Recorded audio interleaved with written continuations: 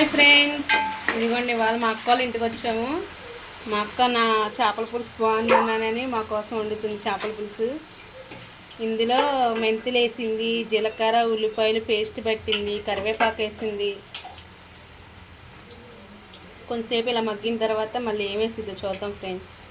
ఇదిగోండి ఫ్రెండ్స్, టమాటా వేసింది. ఇప్పుడు టమాటా పేస్ట్, ఉల్లికాయలు వేసింది ఫ్రెండ్స్ చేపల పులుసులోకి. కొంతసేపు మగ్గిన తర్వాత చేప ముక్కలు వేసి ఉప్పు కారం నూనె మసాలా అన్నీ వేసి కలిపేసి పెట్టేసింది.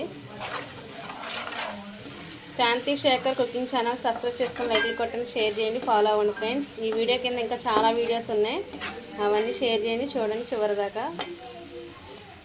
ఇదిగోండి ఫ్రెండ్స్, చేప ముక్కలకు ఉప్పు కారం మసాలా బాగా ఆయిల్ వేసి కలిపేసి నానబెట్టేసింది ముందుగానే ఒక అరగంట ముందు మా అక్క. ఇంకా అందులో వేసేసిద్ది. ఇదిగోండి చింతపండు పులుసు కూడా పిసికేసి నానబెట్టేది. పులుసుకి పచ్చిమిరకాయ ముక్కలు ఘాట్లు పెట్టింది, కొత్తిమీర, అల్లం వెల్లుల్లి పేస్ట్ ఇవన్నీ వేసి. ఇదిగోండి ఫ్రెండ్స్, ఉల్లిపాయలు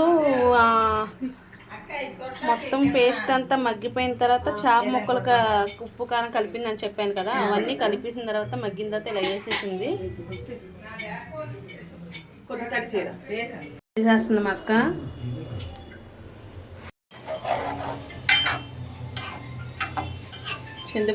పులుపు కూడా వేసేసింది, చింతపండు పులుసు ఒకసారి కుదిపింది. కొంచెం లైట్గా వాటర్ కలుపుతుంది మా అక్క.